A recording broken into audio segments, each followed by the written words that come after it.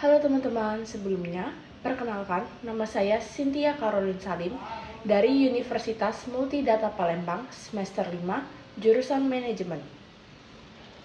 Pada hari ini saya akan berpidato tentang topik yang sangat penting dan relevan bagi banyak orang, terutama bagi generasi Z, yaitu mengenai kesehatan mental.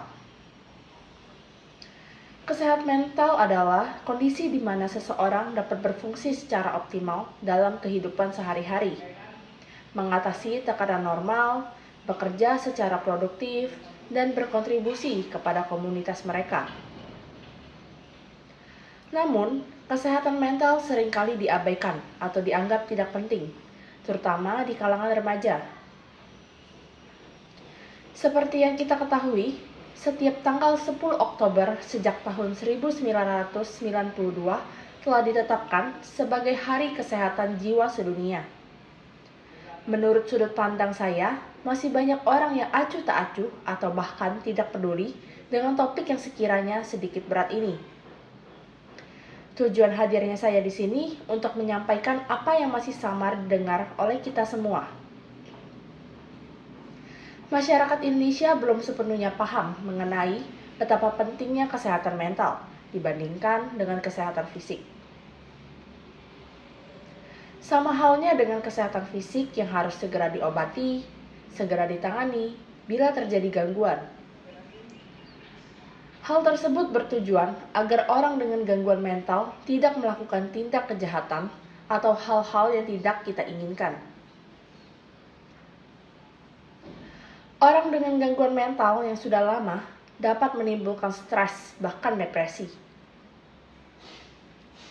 Menurut riset kesehatan dasar pada tahun 2021 menunjukkan bahwa gangguan mental di Indonesia yang dialami remaja usia 15 tahun ke atas menunjukkan angka 6,1% dari total jumlah penduduk di Indonesia. Menurut data dari Kementerian Kesehatan, mental yang baik merupakan kondisi di mana batin seseorang merasa tentram, aman, dan damai, sehingga mereka dapat menjalankan aktivitas dengan baik. Begitu juga sebaliknya, saat kesehatan mental seseorang terganggu, orang tersebut akan mengalami kecemasan. Mereka akan kesulitan mengontrol emosi, sehingga orang dengan gangguan mental seringkali melakukan tindak kejahatan. Seperti yang kita ketahui, bahwa masih banyak orang yang melakukan tindakan menyakiti diri sendiri dengan menyayat pergelangan tangan, menyiksa diri untuk tidak makan berhari-hari, dan lain-lain. Saat ini, generasi Z yang merupakan kelompok yang sangat teknologi savvy dan terhubung, seringkali menganggap tekanan dan tantangan yang unik dalam kehidupan mereka. Teknologi dan media sosial, misalnya, dapat menjadi sumber tekanan dan kecemasan yang signifikan. Selain dari itu, tekanan dari teman sebaya, harapan dari orang tua, dan perubahan yang cepat dalam kehidupan remaja juga dapat menyebabkan stres dan kecemasan. Menurut WHO sendiri, yaitu Badan Kesehatan Dunia, ada 8 kriteria mental yang sehat. Di antaranya adalah yang pertama, mampu belajar dari pengalaman. Yang kedua, mudah beradaptasi atau menyesuaikan diri. Dan yang ketiga, lebih senang memberi daripada menerima. Yang keempat, sering menolong daripada ditolong. Yang kelima, memiliki rasa kasih sayang. Yang keenam, memperoleh kesenangan dari hasil usahanya sendiri. Yang ketujuh, menerima segala hal yang memicu kekecewaan untuk digunakan sebagai bagian dari pengalaman. Dan yang kedelapan, berpikir positif atau positive thinking.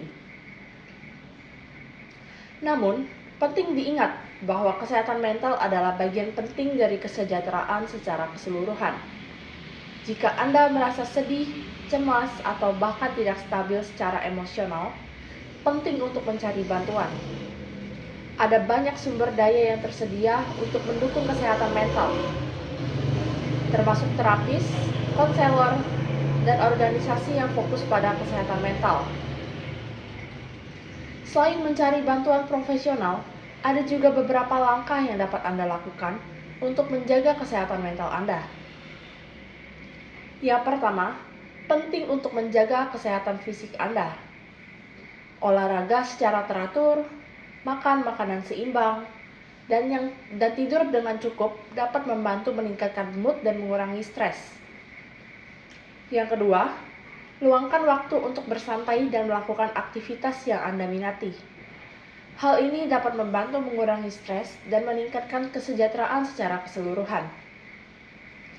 Dan yang ketiga, jangan takut untuk mencari bantuan dari teman atau anggota keluarga yang Anda percayai.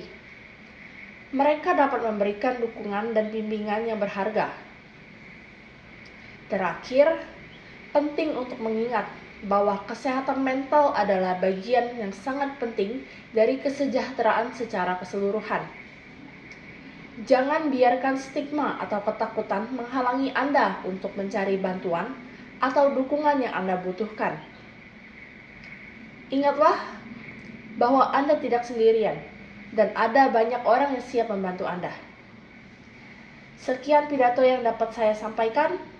Terima kasih telah mendengarkan dan saya berharap kita semua dapat menjaga kesehatan mental kita dan mendukung satu sama lain dalam perjalanan hidup kita.